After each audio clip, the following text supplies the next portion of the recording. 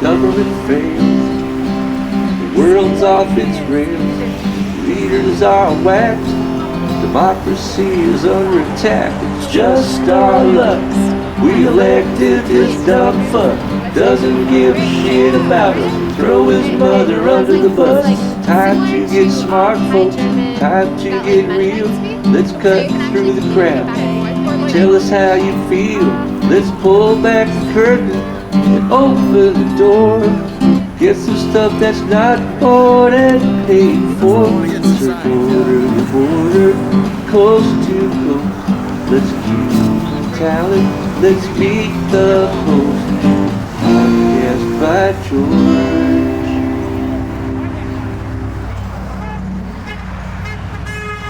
Hello, hi, how are you? And welcome to another podcast by George. We're remote. We've got boots on the ground today. We're part of a little peace demonstration in Indianola, Iowa. And with us is Judy Philbrook from here in Indianola. Great, Judy. And tell us about your organization and tell us about why you're here today. I'm with Indivisible Warren County. Indivisible Warren County is part of a national organization, and we are here to disrupt the Trump agenda and to replace the current administration with more progressive candidates, both locally and nationally. So is this one of several demonstrations that are planned? Is it part of a coordinated effort? Are there going to be more of these? Or how did this come to pass and what's to come from here? This is a joint effort of Move On, Indivisible, and several other organizations. I know there are nearly 400 events across the country planned for today. This same group works on developing rapid response to other issues. We did one a couple weeks ago before the House voted on the impeachment. We went up to the Capitol for that, but we do like to be here in Indianola at rush hour to raise awareness of the issues. People get so busy with their jobs and their families, they don't have time to pay attention to everything that's going on. So we're here to remind them. Well, that's great. Like I say on the podcast all the time, people like me talk it, but people like Judy walk it. I mean, they're out here. Get a good look at that sign. That's great. And that's what's happening today. We're going to interview some more folks and go around and talk and hold up signs ourselves. So stand by for that. Thanks, Judy. Thank you. All right. All right, so stand right here with me. That's our little viewfinder right there. See that? Yeah. How about that? Well, you can show your sign, but we got to get a little better look at you than that. As a matter of fact, your sign is so big. Yeah, okay. Oh, that'll work. All right. Okay. So here's our next interviewee, another person that's here on the protest line in Indianola, Iowa, and it's Margaret. And I didn't get your last name, but it really doesn't matter. Margaret's one of the people here that are demonstrating. You can get a good look at her sign. Now let's get a good look at Margaret. Move the sign. There we are. So tell us, Margaret, tell us why you come out and why you participate in events like this. Well, because I feel so strongly. In this case, of course, we all know that Trump killed the leader, or one of the main leaders of Iran, and it was a ridiculous thing to do. And I mean, I feel so strongly about the fact that it could have started a war, and it might have started a war. We're not sure where it's going, but I don't know what his rationale was. Well, I'm not so sure that he does, to tell you the truth. But his rationale actually was to get our minds off of impeachment and onto something different. He's very good at changing the subject. And I think also, and I've mentioned on the podcast, my belief is after that embassy got attacked in Iran, he didn't want to be viewed as really weak and not taking serious retaliatory action like his arch nemesis Hillary Clinton and that Benghazi dialogue that went on for so long. So I think that played a role in it too. Well, you know, people go by, some honk support, some people yell. We've had a couple of hecklers. Does that bother you at all? I mean, when people yell at you from a car like that? No, we're expressing our opinion. Everybody has a right to express their opinion.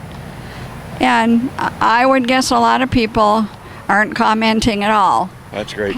Good on you, Margaret. Here's a hug from Podcast by George. That's great. Nice sign. All right, thank you. All right, great. Well, we're back back here in front of the cameras, and we've still got some good light. Yeah, look at that sign. I want to make sure. This yeah. one too. I mean this too. Yes. No.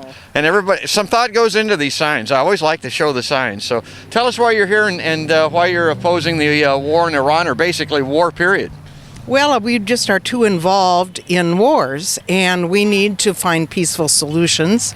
I think it's just terrible how we send our troops back and back and back and back into danger, and they get no relief. I think that if we're going to do this, forgive me for saying this, but then bring on the draft so everybody is represented fighting for what we're calling for our country. But I do see that we just kind of get involved in things we shouldn't be involved in. Yeah, it's interesting you mentioned the draft. Of course, I was of draft age, or coming of draft age, in Vietnam, and I recall very distinctly how powerful that can be, because it if people hate war now, wait till there's a draft. I mean, Right. That's not as crazy as it sounds, really. And it makes it equal. Right now we are represented by more minorities in the military, and people who don't have enough money to go to college, so they go into the military so that their college will be paid for, and so their lives are put on the line, where people who can afford that, their children don't go into the military for the most part. Some do, but for the most part they don't. So a draft, which is just a horrid thing, makes it an equal opportunity for war. Well, hey, here's a bee for your bonnet before we let you go. And think about this. And, Bernie Sanders and some of the progressive candidates are proposing free education, which is poo-pooed and really disliked by corporate media and corporations and corporate America, period. But the thing about that is, the one big recruiting element that the military has Is education. Exactly. Right. But they don't always follow through with it either. I've heard that. Yeah, my daughter went to college with several people who the government didn't follow through for them, and they had fought in Afghanistan repeatedly. So that's pretty rotten. Yeah. So it's not a guarantee.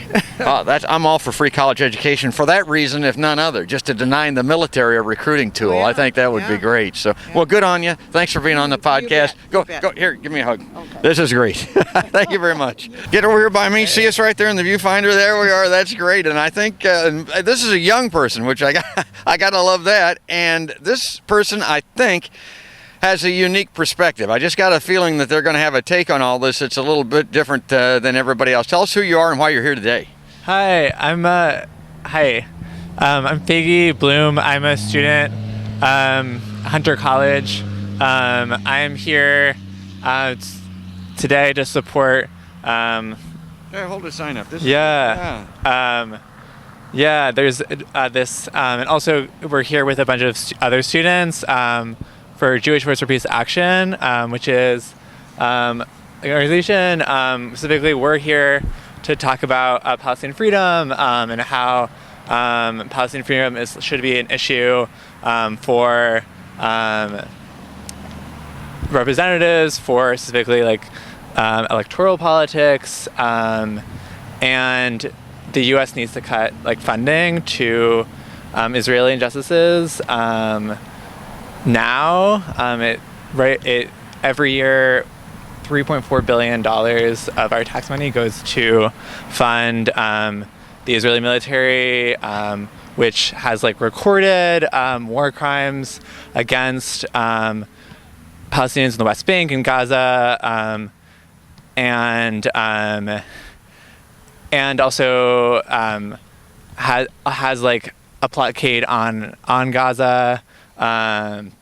So we're just here to make sure that that's an issue that we know that our candidates have on their radar, and know that Palestinians should be free now, and yeah. That's because our oil is under their land. How did that happen?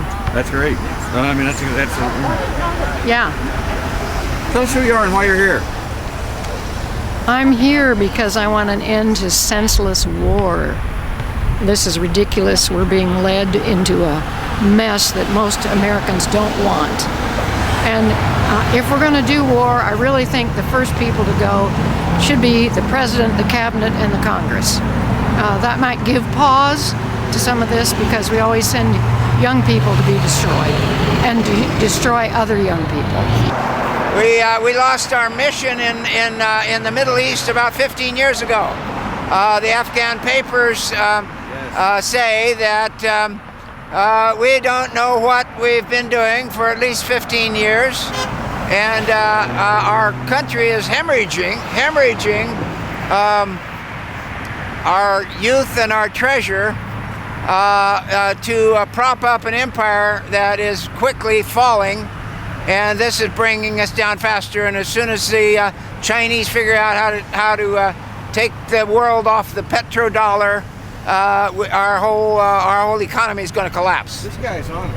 I'm telling you. He's also from Tulsa. Yeah, okay, yeah, he's a Tulsa. So are we. Yeah. We're huge Tulsa fans. Let's okay. Oh my God, can you believe anybody would here we support go. this action after those Afghanistan papers came out? I know. What is this? What is the matter with people? Well, the Afghan papers are kind of like ho-hum. What? Yeah, it's the what biggest was story that? since the Pentagon I mean, papers. it was kind of like, what do you call it, a lead balloon. It went over, and then it went thud. I don't know how come there's not everybody in the streets saying no more war. I mean, what is it? What is it? I don't understand why our president can say as soon as these Iranians stop being aggressive, then we will be nice to them.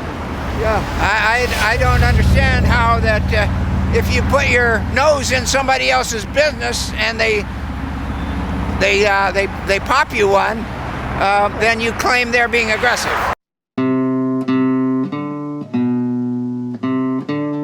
Government fails, the world's off its rails, leaders are whacked, democracy is under attack. It's just our luck. We elected this dumb fuck, doesn't give a shit about us, throw his mother under the bus. Time to get smart, folks, time to get real. Let's cut through the crowd, tell us how you feel. Let's pull back the curtain and open the door. Get some stuff that's not bought and paid for. Let's herd border to border, coast to coast. Let's cue the talent, let's meet the host. Podcast by choice.